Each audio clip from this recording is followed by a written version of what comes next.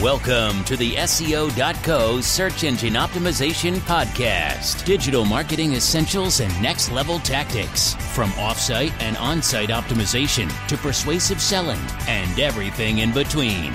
You'll learn actionable tips on what it takes to outright and outrank your competition.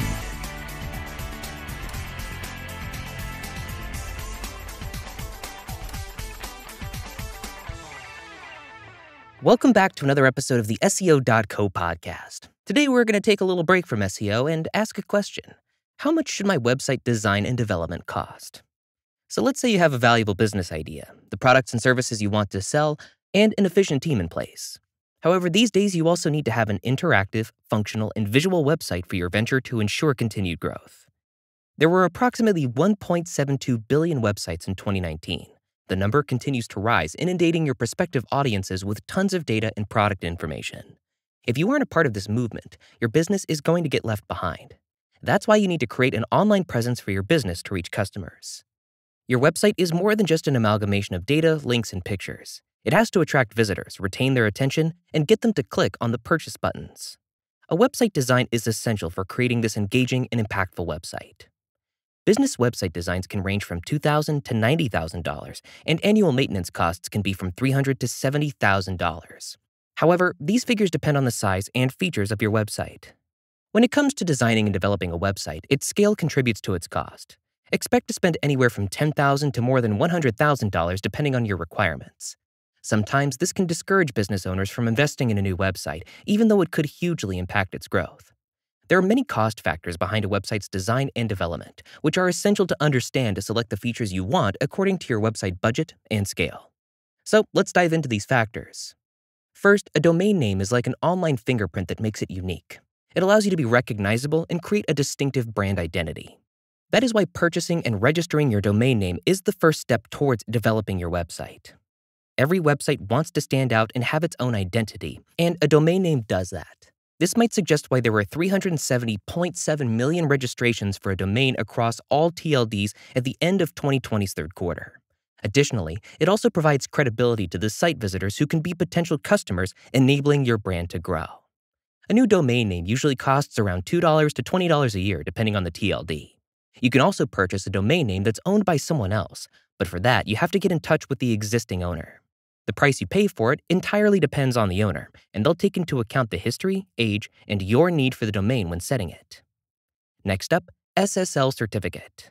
A secure sockets layer, Ssl Certificate, protects your brand and site visitors by securely transferring sensitive data.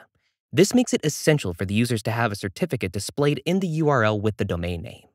The difference between a website URL with an Ssl certificate is the presence of HTTPS instead of just HTTP. To get more information about the Ssl certificate, check out the padlock that appears on the right side of the URL. We are all aware of the amount of sensitive data that transfers online daily, including credit card information for online purchases and email IDs for newsletters. Naturally, as part of your business, you want similar information from your customers. According to a report, there's at least one major security vulnerability in 86% of websites. This is why you need to build trust and credibility for your customers to feel safe doing business with you. However, with internet browsers alerting users of an absence of a valid certificate, they are reluctant to visit your website, affecting its revenue, email subscribers, lead generations, etc. An Ssl certificate can range from $0 to $1,200 per year. You can either pay for your Ssl certificate or get it for free, depending on the company. However, experts suggest paying for a maximum security certificate because it usually has additional protection with more encryption levels and a higher warranty. Next up, website hosting. Obviously, you want internet users to access your website. For that, you'll have to pay for a server where your pages, pictures, data, etc. are to be hosted. A website hosting service sells space on their server where you can put your website so people can view it globally. The importance of website hosting is quite evident, but there are other reasons to why it matters so much. First, it impacts website expansions, affects page loading times, impacts customer support throughout site crashes or issues. Hosting providers significantly impact your website's functionality. While you can get free hosting, it's better to pay for good tech support. Website hosting can set you back $24 to $3,600 per year, which is why they are divided into categories. First, shared host. This service costs from $24 to about $120 a year. As the name suggests, your provider hosts several clients on a shared server along with your website. Due to its sharing feature, you can experience some slow performance. Next up, Website Builder. These services usually charge around $60 to $500 per year. While these are good for small businesses and startups, bigger ones are better off with some other hosting service. Next, Virtual Private Server. A VPS ranges from $240 to $950 per year.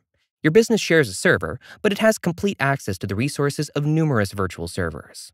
And lastly, a dedicated server. This service costs anywhere from $950 to $3,600 a year. Your business gets its server and its resources with this service. If your website gets more than 100,000 visitors a month, you need this server. That's all we've got for this episode. Join us next time as we actually get into the cost of the design part of building a website. Thanks again for listening to the SEO.co podcast, and we'll see you in the next episode.